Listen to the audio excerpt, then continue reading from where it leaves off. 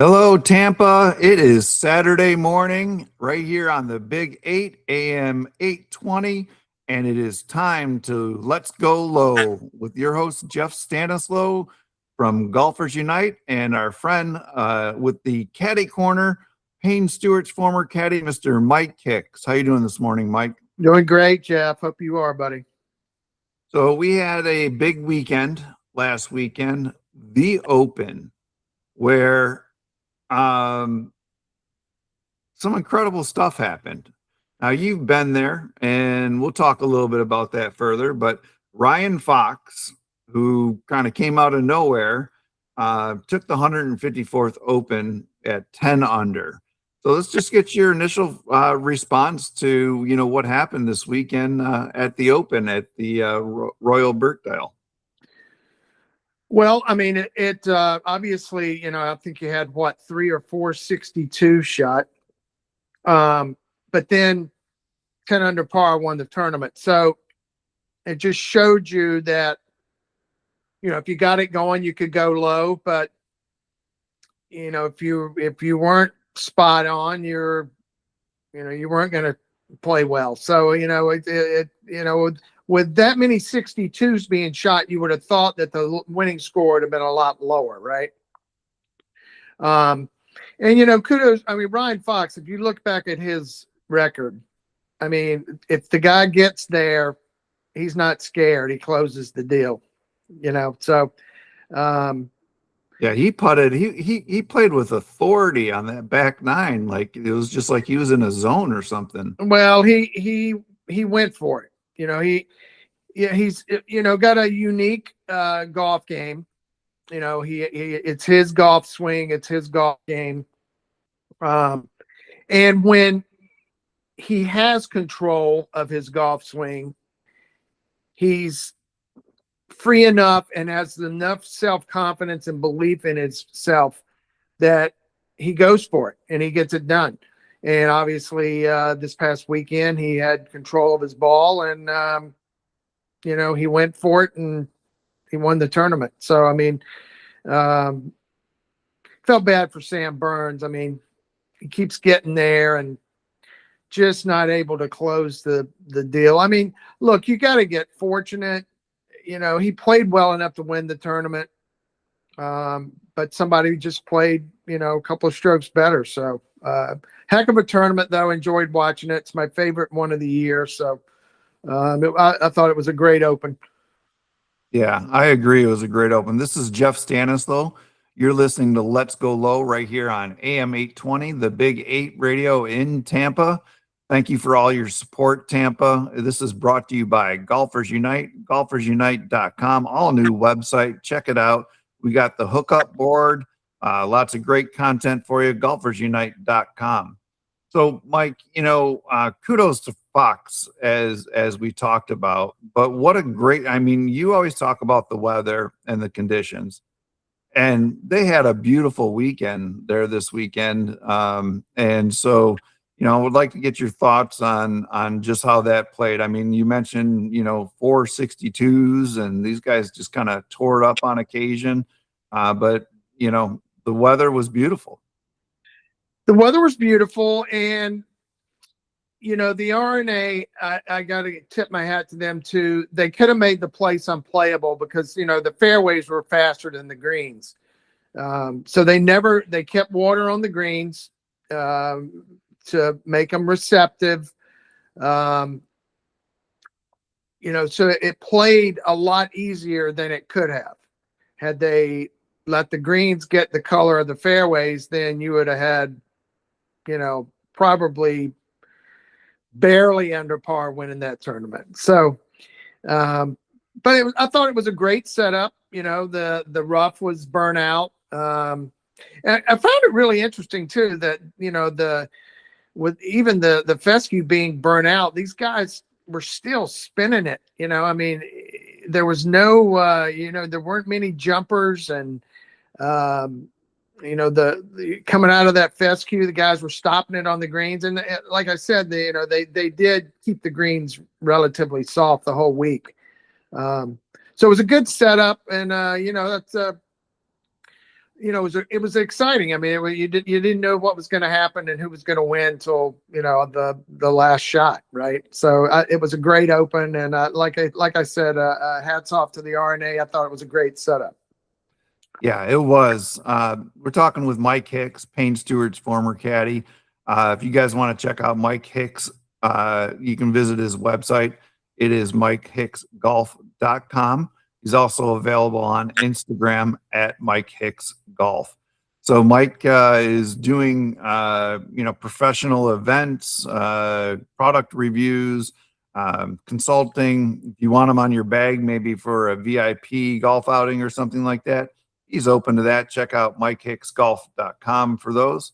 So Mike, let's talk a little bit more about, the RNA and the Bryson DeChambeau situation. That thing blew up all over the weekend with Bryson being penalized 2 strokes for improving his lie. You've been there on the bag and in sticky situations like that.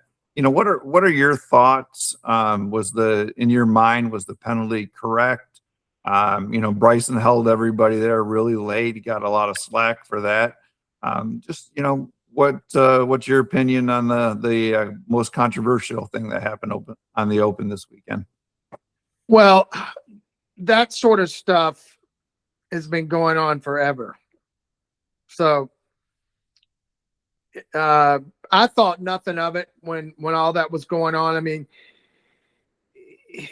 guys, whether they're doing it knowingly or not, but you'll see that more. You'll see that happen a lot. Guys walking around and, it's not so much they're creating the lie where the ball is, but, in Bryson's case, it was the backswing, right? And he did, but like I said, it happens a lot. Now, whether these guys are consciously doing it, I don't know. But it happens a lot. I've seen it happen many times, and you think nothing of it, really. I mean, and I will say this: there was a clip with U.S. Open champ. I'm drawing a blank now. Who won the U.S. Open? Oh, the U.S. Open? Yes. Yeah. Well, before we go there, in my opinion, and the way I looked at it is, at the end of the day, Bryson has to go to sleep at night. He's the only one that will know his true intent in regards to getting behind that ball and doing what he did. But you see it happen all the time, like you said. It is, kind of, I thought it was ticky-tack. I mean, personally, it happens. It happens at other Opens. Like Wyndham Clark, the U.S. Yeah, Wyndham Clark. That's what I was going to say. I mean, they got it on tape where he takes that one step over the other side of the ball and its foot goes down right behind where his ball is. He takes a practice stroke. Now, to me, that was more egregious than what Bryson did. And I never even noticed what Wyndham did until we saw a replay of it, and I'm like, that's a little obvious what he did there. Because why is he going on the other side of the ball to take a practice stroke? And you look where his foot went, his right foot went down right behind his ball. What Bryson did was just, he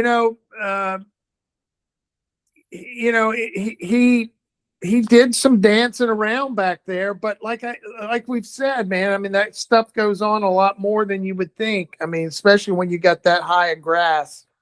Where, like I said, where guys are doing it knowingly or not, but it happens more often than people think. Yeah, this is Jeff Stanislaw. You're listening to another great episode of the Let's Go Low Show, brought to you by Golfers Unite, golfersunite.com. And we're talking with our friend Mike Hicks, Payne Stewart's former caddy. You can find Mike at MikeHicksGolf.com. And we're talking about the Open, which was a fantastic finish. Ryan Fox got it done with 10 under, one clear of Cam Young. And Cam just went lights out earlier in the day. So he was hanging out there all day, getting ready for an opportunity for a playoff. Sam Burns, the 54 hole leader by a couple of strokes, closed with a 72 to finish third, just did not get it done.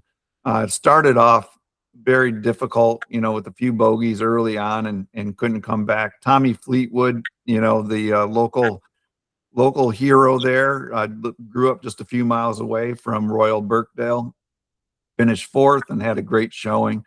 But, Fox we talked a little bit about it earlier, but made 4 birdies in his last 6 holes. And then the 2 pars that he made great tee shots and just ended up in a terrible position and was able to, make it happen to make those pars. I mean, I think personally he should have won by a couple strokes easily. Well, I mean, he won the tournament on Saturday, hitting that shot out of that bunker onto the green. I guess that was 18, where he hit the shot out of the trap. He had 190 yards and he had 168 yards or so to the front of the green. He hit an 8-iron out of that bunker that got to the green, which was phenomenal shot. But, he looked the most comfortable out of everybody on the weekend. He had control of his ball. And, he's got big kahunas. I mean, he got it done by just believing in his golf game.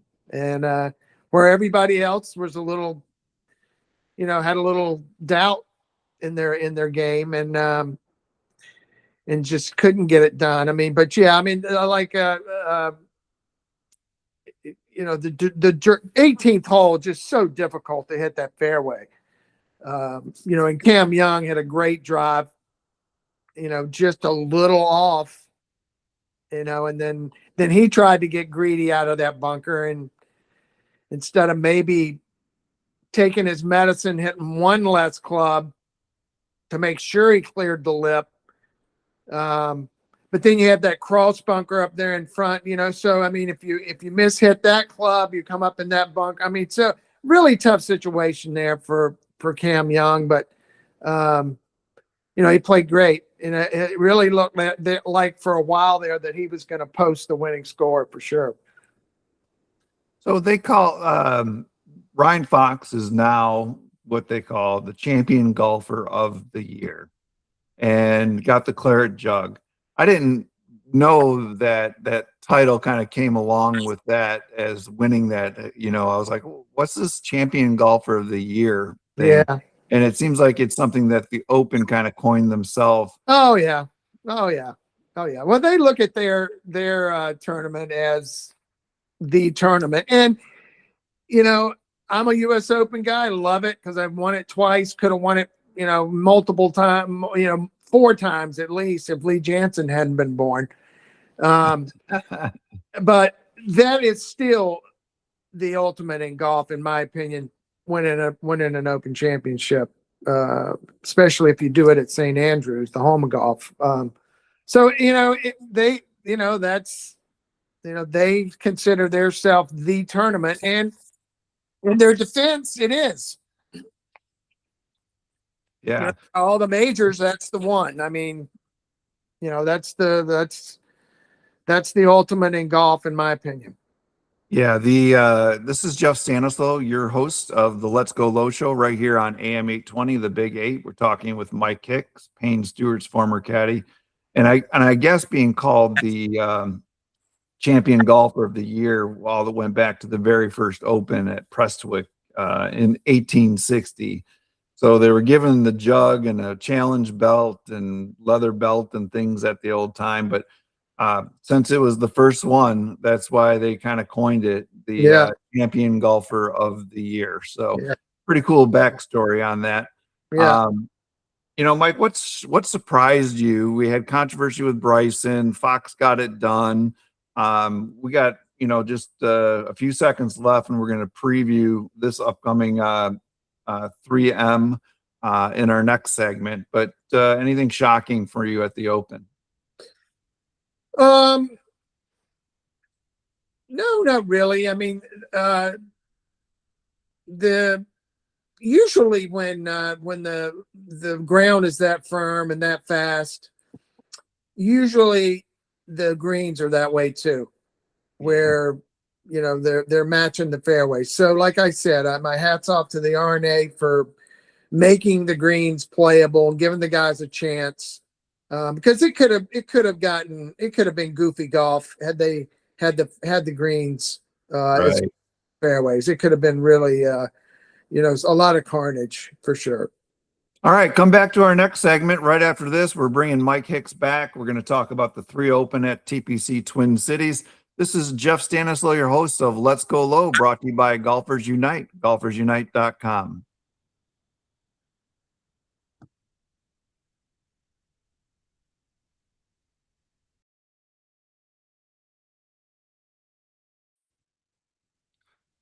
Hello, Tampa. This is Jeff Stanislaw, your host of the Let's Go Low radio show, brought to you by Golfers Unite, right here on AM 820, the Big 8 Radio. We got Mike Hicks, Payne Stewart's former caddy, back with us. We just finished up a great segment talking about the Open, and we're going to dive into what's next that's coming to you this weekend. It's probably moving day here on Saturday as you're listening. And it's going to be the 3M Open at TPC Twin Cities. Mike, thanks for coming back for another segment. Sure. So we're winding down the season here. We got 3 events to go, including the one that's going on right now, the 3M. And FedEx points are on the line, 500 FedEx points. It's only an $8.8 million purse. But one of the surprising things is Scottie Scheffler's playing in it. And during the break, we talked a little bit about Scottie being in the event. What are your thoughts about Scottie being in this event? You thought for sure that he would take 3 weeks off to get ready for the playoffs and the FedEx and all that good jazz. But here he is going to tee it up in TPC Twin Cities. Yeah, surprising. Don't know why he's going up there. It could be working on something. It could be a number of things. Not wanting to take 3 weeks off. Not. There could be an outing or something. You could be getting appearance money to come up there and do a day for somebody. Who knows what it all entails? But probably just the fact he doesn't want to have 3 weeks off. He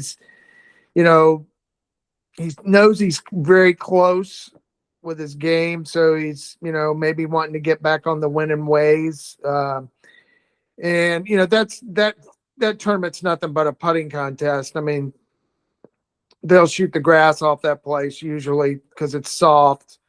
The wind usually doesn't blow this time of year up there. If the weather if it's warm up there, they have to keep, it's bent grass green, so they have to keep the greens watered to keep them from dying. So it's usually just throwing darts, and they go low. The first time I worked up there was a Champions Tour event for Scott Hoke, because the Champions Tour used to play there for many years. And then the PGA Tour, got the 3M sponsor, and now they go up there. But, it's okay course, nothing great, but, they usually go pretty low there. This is Jeff Stanislaw. You're listening to Mike Hicks. We have an extended caddy corner because we wanted to cover the 3M Open and kind of winding down the season here for the PGA Tour. Mike is available for conversation, dialogue, or if you want to have maybe Mike come on your bag for something, or you're interested in having him come out and do some lessons, you can visit MikeHicksGolf.com. This episode is brought to you by Golfers Unite, golfersunite.com. Again, Tampa, thanks for tuning in. This is our 22nd episode of the Let's Go Low show right here on AM 820, and we appreciate all your support. So, Scottie, just like he's so close. There's just something a little off, and I think you're right about taking 3 weeks off is a long time, and maybe you can elaborate on that. But he showed a lot of frustration at the Open, especially on Sunday. Where he was a little bit angry. As I wouldn't say mad like I've seen other golfers be mad as you seen them all. Like Rahm throwing his club and what have you at the Open. But for him, he showed the frustration is starting to come through. So, what do you think he's working on? And is 3 weeks a long time to be off, before you go into the FedEx and the playoffs? Well, first and foremost, if he putts at all, he walks away with it. Tee to green, he was better than anybody all week. If he putts just decent, he wins by a bunch, right? He lost by 3. He would have won by 3 or 4 had he putted decent. So he putted horrible. Tee to green, he was better than anybody. And that missing all those putts, man, nobody's immune to it. Eventually you explode. I mean, eventually it just wears you down to where, you got to let it out. And, if Scotty's listening, we'll have to get him an Arc Master, huh? Yeah, right. Yeah, he needs an Arc Master. That's right. No, listen, it's nothing to do with his stroke or anything. Listen, they're just not going in right now. I mean, he hit the hole a bunch. He putted well. He just didn't make anything. So there's no need for him to panic about anything. They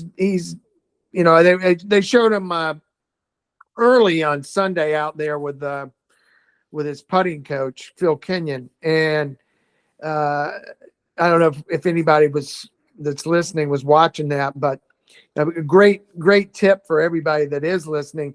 He was out there and he was hitting, 20, 30 foot putts, and he was keeping his head still for the putt had been gone 3 or 4 seconds before he even looked up. So he was obviously trying to get a good feel for staying in the putt longer, keeping his head still longer.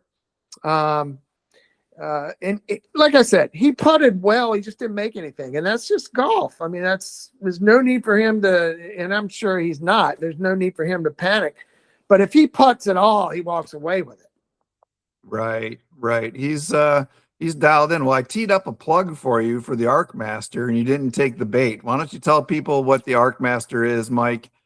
This is Jeff Stanislaw. You're listening to an episode of Let's Go Low, brought to you by Golfers Unite, golfersunite.com.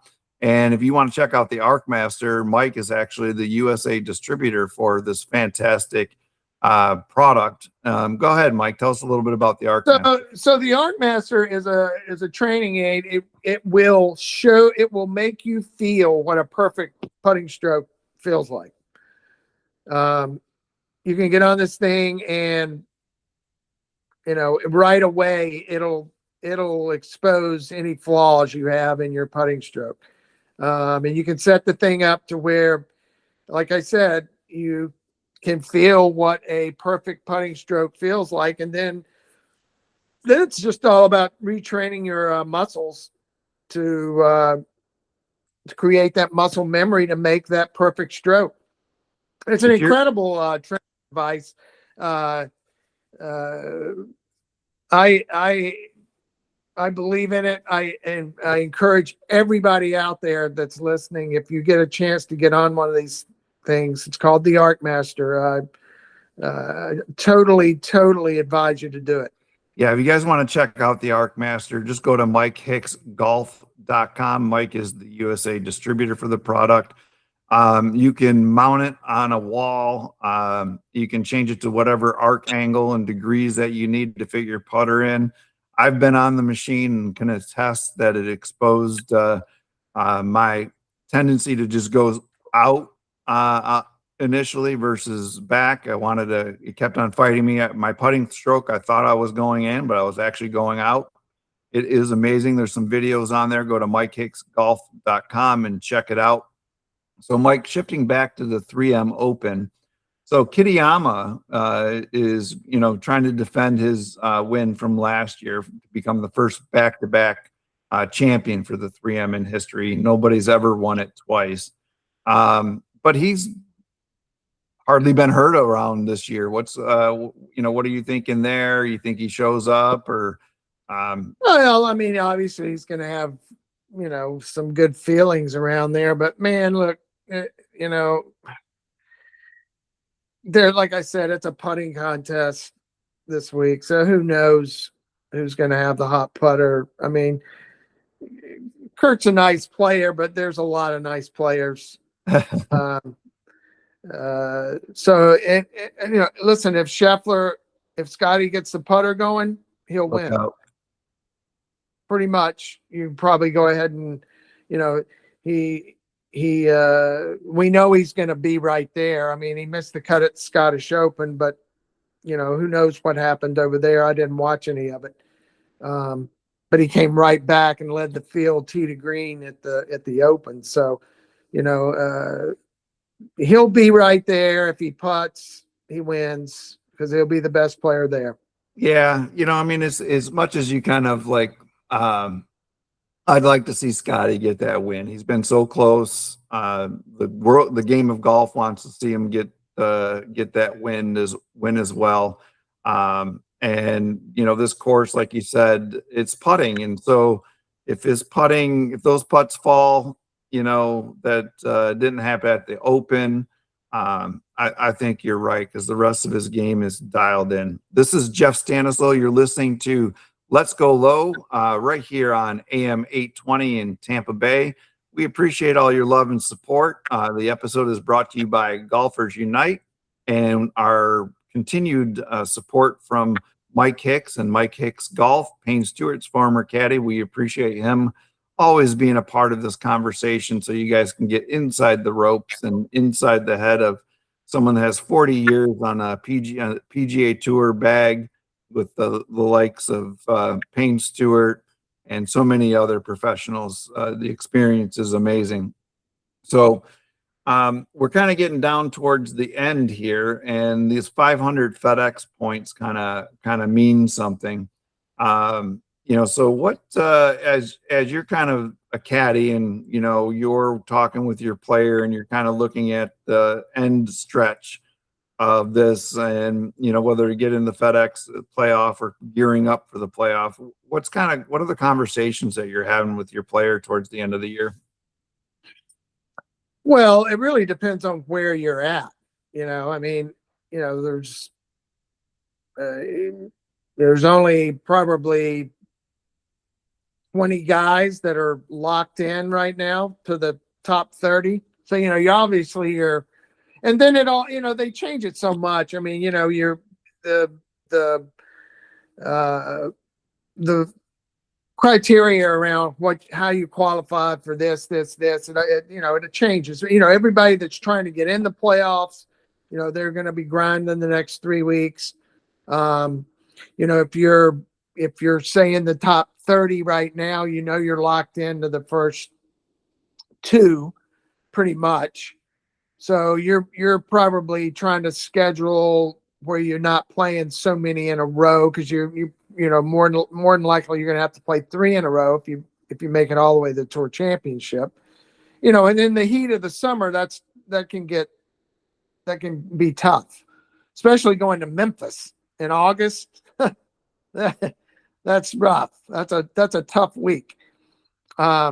So, guys are just, if you got to play, you're going to play and just trying to get in the playoffs, and guys that are, locked into the first 1 or first 2 or, debating on whether to play all 3 of these next 3 or do they take a week off? I mean, so, a lot of different scenarios there.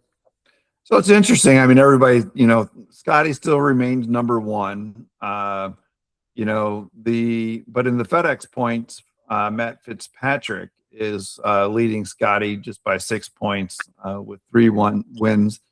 Got Cameron Young in 3rd, Siwoo Kim, Colin Morikawa, Ludwig, Rory, Bridgman, Chris Gotterup, Tommy Fleetwood is kind of rounding out the top 10 there.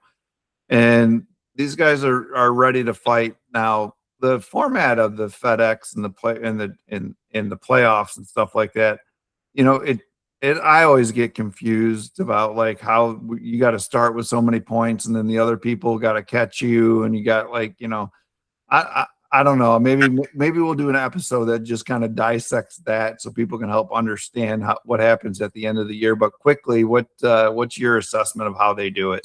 So they've changed now. I think if you make it to the Tour Championship, everybody starts even now, I guess, and anybody can win it. So McIlroy even said he's not even playing the first two events because it doesn't matter where he finishes in the top 30, because he still can win the FedEx.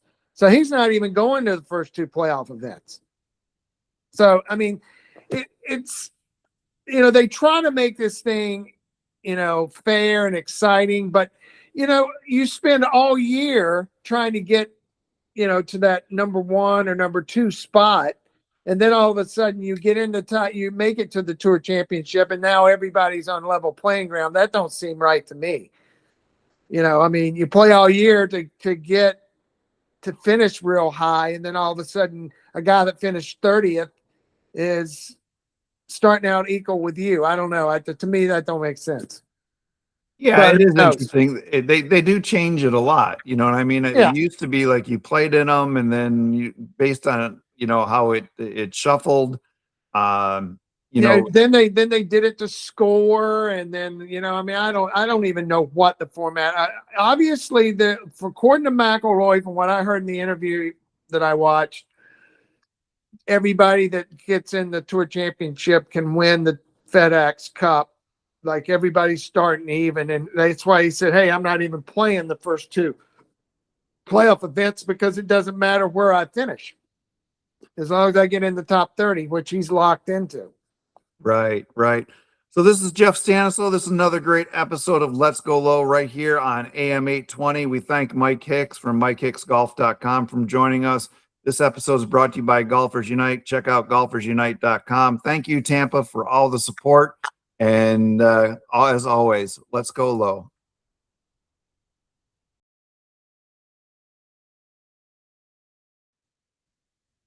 Welcome back. This is Jeff Stanislaw, your host of the Let's Go Low radio show right here on AM 820 in Tampa. It must be Saturday morning, and hopefully you guys are enjoying your weekend. We appreciate all the support from our local community. This episode is brought to you by Golfers Unite, golfersunite.com. We have a special guest with us today. It's our friend and our semi-professional instructor, Emily Nowak is with us, and she's part of the Golfers Unite content team. And we're really excited to have you again, Emily. Thank you. I'm excited to be back. I think this is my third time now. So yeah. Excited. So Emily is an experienced golf professional. She is from Michigan and is living now back in Traverse City, beautiful Traverse City, Michigan, especially this time of year, right, Emily? For sure. We are absolutely loving it. Yes. So And the Cherry Festival is, something to note. If you haven't had a chance, you got to get up to Traverse City around the Cherry Festival. And Emily, why don't you tell us about some of the golf up north? I know it. I'm from Michigan, and it's absolutely spectacular golf. Maybe we can talk a little bit about that so our listeners might, who, are thinking about going north during a trip while it's so hot down here in Florida, might give Michigan a consideration. Let's talk a little bit about that. What are your thoughts?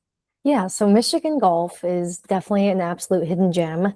It's something everybody has to find their way up here. You can pay $16, you can pay $160, and that golf course is going to be so pure. The only difference you might get for $160, you might get a view of Lake Michigan, but it's something I think with the courses being closed half the year, the grass is so green, it is so plush. It is like hitting off of a yoga mat with every shot. Michigan golf, there's just absolutely nothing like it. And up north, down by Detroit, everywhere, it is just the purest golf I've ever played in my life. And I've played golf all over the country.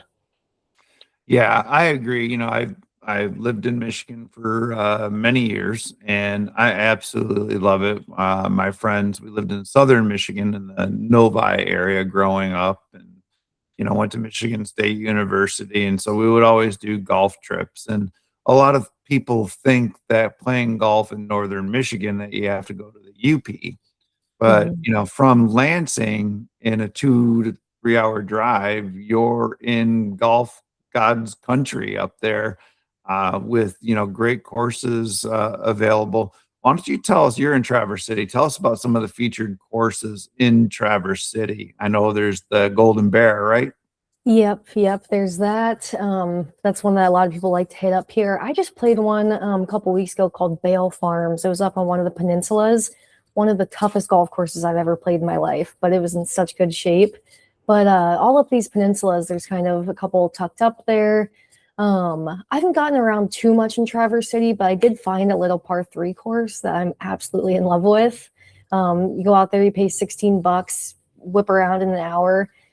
Super pure, green, soft, everything you can ask for. Just go out before work real quick and good to go for the day or the week. But yeah, we're really trying to get out a little bit more and explore the Traverse City area golf. Been pretty busy this summer, but yeah, there's definitely a lot of really, really great golf. There's Lock and Heath. I think JJ Spahn's instructor is the director of golf out there. Oh, Kind of a really? hidden gem just south of here. Yeah, he just got instructor of the year, I believe. So kind of random because I think JJ Spahn is based out of Arizona, but he coaches a bunch of big tour guys, so he gets around. But it's yeah, there's a lot of hidden gems up here that I've yet to check out. But It's I know probably his home course for the summertime, right? yeah, gets up here. Yeah, I If he's imagine it's working with pro golfers like JJ Spahn, I'm sure in the winter he's in Florida or Arizona or something like yeah, that. exactly. Maybe California. I think JJ is a California guy, if I Yeah, remember. he's somewhere out there. But yeah, there's a lot of great golf up here. Jack One of Nicklaus my course. favorite courses that I played, it's not around anymore. It used to be Crooked Tree, which was on top of, the Bay Harbor area. Oh, Bay okay. Harbor is absolutely gorgeous. I had an opportunity last year. A friend of mine's a member at Bay Harbor.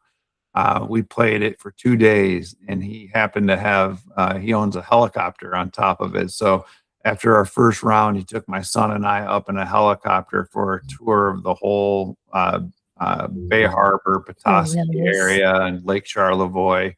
It is just absolutely gorgeous. If you guys haven't had a chance to check out Michigan golf, please do so. This is Jeff Stanislow, and you're listening to Let's Go Low right here on AM 820, the Big Eight in Tampa. We're talking with our Golfers Unite contributor, Emily Nowak. Um, Emily, why don't you tell us a little bit? We'll talk a little bit more about Michigan golf, but tell us about your company and what you're trying to do and where people can find you. Yeah, so I run a page called the Fairway Femme Club, and basically our goal is to make golf as accessible as possible to beginners and women, and kind of make a community where women do feel comfortable in golf. Golf has obviously been booming since 2020 during COVID when that's the only thing we could do, and it's something like 40% of the boom is women, so that's definitely a huge market to grab onto, but a lot of people I've found, especially teaching golf professionally, women are scared to get into the game. So I kind of want to make it as easy as possible for them to get better in their living room, in their backyard, to really just start accessing the game from their home and then start going out to the course where they can feel super comfortable. But I've been doing some content with Golfers Unite as well every Tuesday, Thursday. So kind of combining the Fairway Femme Club with Golfers Unite. And that's been a lot of fun kind of doing the two. Yeah, fantastic. This is Jeff Stanislow. This is Let's Go Low right here on AM 820 every Saturday morning from 8 to 9.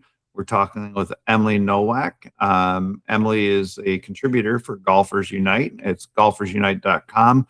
We're on Instagram, TikTok, Facebook, YouTube as well.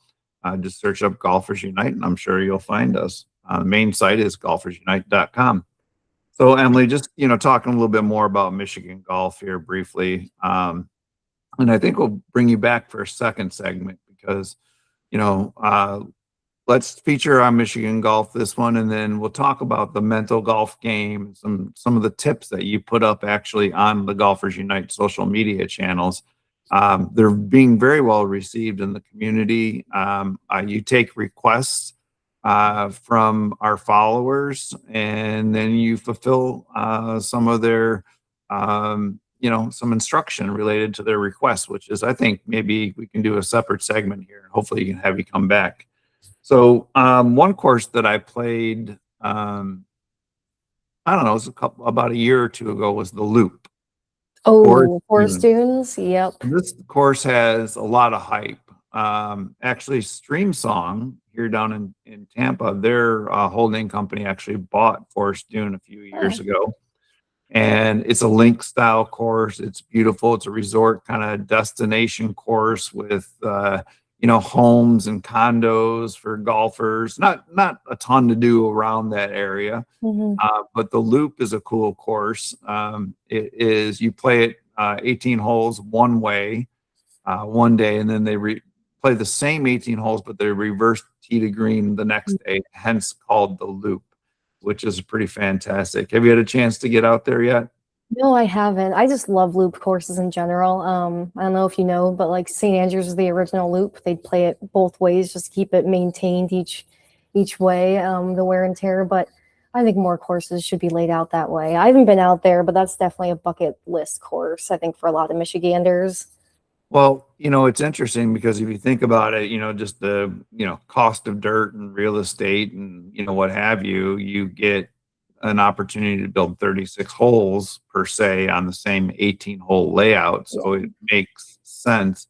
The golf community seemed to have embraced it quite a lot because Forest Dunes with the Loop was, nationally recognized a few years back. And, it's just a great place. Another one that I think many should put on their bucket list is Arcadia Bluffs. I mean, oh yeah, I played out there a couple times. It's gotten expensive. Yeah, but I mean, but it it's beautiful. In season, what are you paying? $250, $300 around. I think nowadays. it was last time I played was $255 in October, and that was like the first week of the new prices. So I played it for free as a PGA pro. I paid the $250. Hurt that second time, but man, it is so pure. They have the short flag sticks to keep them out of the wind. It's just, there's nothing like it. It's such a great course, and you have to play it at least once, even with that price. It's amazing. Yeah, it's definitely worth the check out. And on both sides of the state, when you start getting up north, even in central Michigan, there's the Eagle Eye, which is just 10 miles north of Lansing, 15 miles north. Lansing is incredible. Gull Lake's a great destination as well. Just the golf up there is incredible. And Michigan is kind of an interesting state when it comes down to it. It's got the third most golf courses in the country. It's got the second most snowmobile registrations in the country. It's got the second or third most boating registrations in the country. So Michigan people like their outdoor activities, even though, the golf season's 7 months or so, maybe 8 months if you get a kind of an Indian summer type thing, as they call it, where it's, warm through October. Obviously, snowmobiling season is short, 3 months maybe. Boating season, the same, especially if you're, casual boating and want to go swimming type things. It takes a minute for some of the bigger lakes to warm up. But absolutely beautiful. It's an outdoor, person's playland, and it's so gorgeous too. Definitely a hidden gem state. Before I came to school here, I'd never even been to Michigan. Just said, sign me up. I don't care about the winters, but the summers, there's nothing like it. And everybody is very active, and a lot of people play golf. Like full families play golf. I know other places you might find sister, brother, dad play golf, but here I've found full families play golf. Everybody plays golf. Yeah, speaking of families, Boyne Resorts do a fantastic job at Boyne Highlands. It's Arthur Hills. It's kind of up there. I always use the hand. Can't really do that on the radio, but it's always up there just a little bit, maybe an hour and a half north of Traverse City, just Yeah. pretty close to Petoskey Bay Harbor area for sure. But they have, I don't know, 3 or 4 resort style courses. They got skiing, they got, indoor lodge. I think there's a water park there as well. So, if Yeah. you want to bring the family up to northern Michigan, definitely check out Boyne Resorts, Boyne Highlands, and, Yeah. treetops and things of that nature. I found even like golf courses are starting to do like the family friendly holes. So they'll do like Caddie, for example. Caddie Golf Course is in Big Rapids. It's the home course of Ferris State, but they have a top 50 driving range in the country. It's amazing. If you're heading up to Boyne, stop exit 139 on 131, Caddie Golf On the Course. 131, yes. Yep. And they have humongous driving range, multi-tiered, whole 9 yards, but they have 3 practice holes that go around the driving range. And there's 3 just short, I think it's 1 par 4, 2 par 3s, but it's a fun little bring your family, just go hit the driving range. I think the 3 holes comes with a bucket of balls. So a lot of people have been going to like this family friendly mini course mentality. And I really like that a lot too, kind of making it more accessible for people. I mean, the golf industry understands it needs to. If you take a look at just the overall market, most of the golfers with the disposable income to do stuff are baby boomers. Mhm. And what's a good way to start introducing, this younger generation that's coming up into golf and making it more family friendly. But a great golf trip.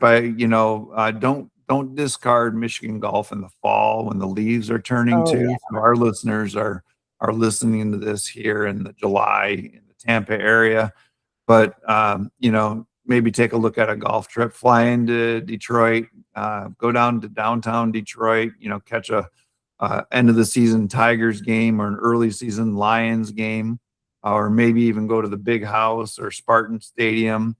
Then, make a little golf destination trip, great golf courses in southern Michigan as well. But an hour to 2 drive, you can be at your first, resort course, Eagle Eye just being, 10 miles north of Lansing. And then, maybe head up to the Traverse City area, play Arcadia Bluffs, and then Petoskey, and go stop. Definitely got to go to Mackinac Island, right? If we're not Michiganders, The we whole got state, yeah.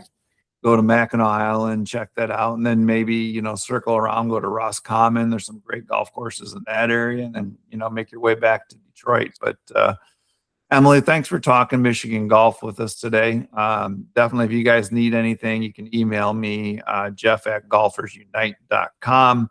Love to talk with you and connect you with Emily, maybe about helping out with some Michigan golf trips, what have you. Emily, we're going to bring you back because we want to talk a little bit about the golf game and what have you. This is Jeff Stanislow, and this is another great episode of Let's Go Low, brought to you by Golfers Unite. It's golfersunite.com. You got to check out the hookup board where we are putting great deals and opportunities for golfers all over the place. It's golfersunite.com/hookup. If you want to go there, join our free newsletter. Lots of great things to do with Golfers Unite, building out this community. Thank you, Tampa, for all the support, and we'll be back with you shortly.